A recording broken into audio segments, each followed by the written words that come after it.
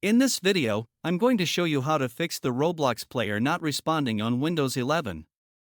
Let's get started. First, right-click on the Roblox player shortcut on your desktop and select Properties. Go to the Compatibility tab. Enable Run this program in compatibility mode 4 and select Windows 8. Now check Disable Full Screen Optimizations. Click Apply, then OK. After that, right-click Roblox again and select Run as Administrator, then try launching the game. If it's still not working, open the Start menu and search for Settings. Go to Apps, then Installed Apps. Search for Roblox.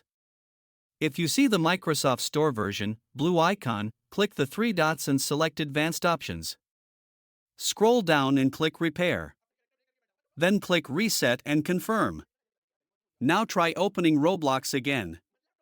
If it's still not working, go back to Settings and click on System. Select Display, then scroll down and click Graphics. Find Roblox in the list. Click on it, then select Options. Choose High Performance and click Save. If Roblox isn't listed, click Browse and add it manually.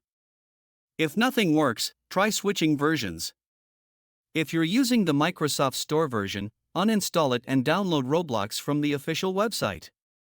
Or if you're using the web version, try installing it from the Microsoft Store instead. And that's it.